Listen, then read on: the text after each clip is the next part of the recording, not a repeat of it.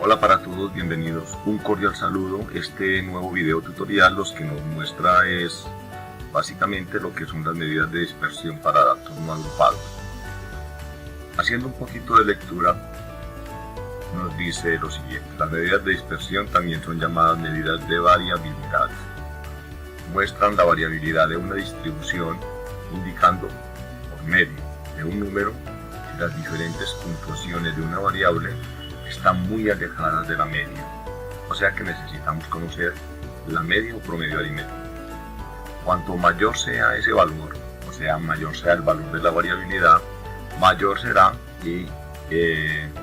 la dispersión, y cuanto menor sea ese valor de la variabilidad, diremos que los datos son más homogéneos, y son más homogéneos cercanos pues obviamente a lo que es la media aritmética. Así se sabe si todos los casos son parecidos o varían mucho entre ellos. Las medidas de dispersión nos informan en realidad sobre cuánto se alejan los valores con respecto al centro, especialmente al promedio aritmético, en una distribución de frecuencias. Y entonces vamos a pasar a un ejercicio. Acá tenemos el título: medidas de dispersión para datos no agrupados. Los siguientes datos representan la cantidad en horas dedicadas por 5 estudiantes durante el día para interactuar en diferentes redes sociales. Hallar e interpretar la desviación estándar. Bueno, lo que tenemos entonces es que esta desviación estándar se conoce con el nombre de sigma, que es una letra griega, pero también podemos colocarlo como D mayúscula y un subíndice S, D sub S, o sea, desviación estándar. Los datos registrados a propósito de esa encuesta son los siguientes: 6 horas, 7 horas, 8, 9 y 10 horas que esos 5 estudiantes dedican durante el día a interactuar en diferentes redes sociales. ¿Qué es lo que se hace entonces para encontrar aquí la desviación estándar, o el elemento estadístico que nos habla de cuán dispersos están los datos? Pues bien, aquí tenemos el primer paso, es hallar el promedio aritmético.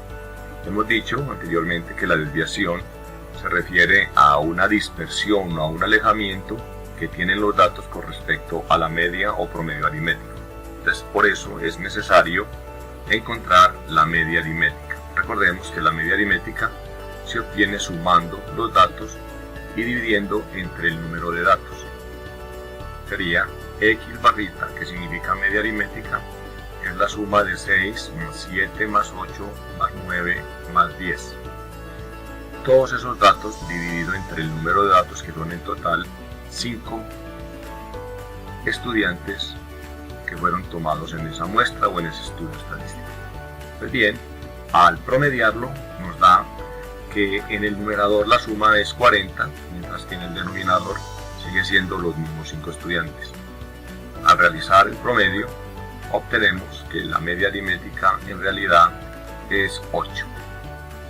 Es decir, 40 dividido 5 da como resultado 8. El promedio aritmético de la cantidad de horas que dedican estos estudiantes a interactuar todos los días en las redes sociales. Pues bien, ¿qué se hace luego? Se dice que cada uno de los valores de la variable, por eso dice x sub i, si fuera x sub 1 sería el primero, x sub 2 sería el segundo, x sub 3 sería el tercero, y así sucesivamente. Cada uno de ellos, de esos valores de la variable, el 6, el 7, el 8 y el 9, se les va a restar el promedio aritmético, es decir, les vamos a restar este valor de 8. Entonces tenemos los 5 datos: 6, 7, 8, 9 y 10. Y a todos ellos, y a cada uno de ellos, les vamos a restar la media aritmética que nos dio como resultado 8. Entonces al primero le restamos 8, al segundo dato le restamos 8. Igualmente con el tercer dato. Con el cuarto sucede lo mismo. Y obvio que con el quinto hacemos lo mismo. Ahí está esta expresión. A todos los valores de la variable les estamos restando el promedio aritmético. Hacemos efectiva esa resta, esa operación, y nos da que 6 menos 8 da como resultado menos 2, 7 menos 8 da como resultado menos 1, 8 menos 8 por la propiedad anulativa da 0, 9 menos 8 da más 1, y 10 menos 8 da más 2. Interesante es que al sumar estas diferencias o estas desviaciones nos va a dar como resultado 0. Aquí quiero llamar la atención en algo. Se llaman desviaciones porque es lo que se desvía este 6 con respecto a la media aritmética, que es 8. Ese 6 se está desviando con respecto al 8, se está desviando 2 unidades por debajo. El 7 con respecto a esa media aritmética se está desviando 1 unidad por debajo, mientras que por ejemplo el 9 con respecto a la media aritmética se desvía, ¿sí?, con respecto a ese valor 1 unidad. El 10 se desvía 2 unidades con respecto a esa media aritmética. Pues ahí está básicamente eso. Quería aclarar eso. Y la suma de estas desviaciones da como resultado 0. Por lo general, si está bien hecho, pues decimos que esas desviaciones con respecto a esa media aritmética nos da como resultado 0. Ahora vamos a ver qué continúa para poder hallar esta desviación estándar, que es lo que me están pidiendo. Nos dice que esa resta que acabamos de hacer, ¿sí?, esas restas que acabamos de obtener, las vamos a elevar al cuadrado. Eso es lo que plantea. Entonces, vamos a elevar al cuadrado cada uno de esos elementos. Menos 2 al cuadrado, luego menos 1 al cuadrado, 0 al cuadrado, este 1 también al cuadrado y este 2 también al cuadrado. Es decir, los resultados de esas restas fueron elevados al cuadrado según esta formulita. ¿Qué más viene? Resolver cada uno de los cuadrados. Menos 2 al cuadrado es 4. Menos 1 al cuadrado da como resultado 1.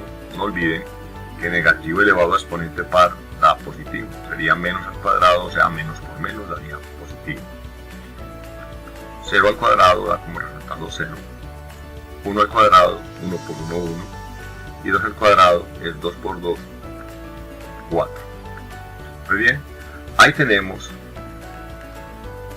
¿sí?, el cuadrado de esas desviaciones.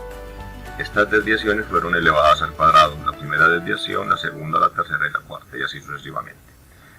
¿Qué se hace con esos cuadrados de esas desviaciones? El cuadrado de las desviaciones, lo que tenemos que hacer es, ya que los tenemos todos, debemos sumarlos desde el primer dato hasta el quinto dato.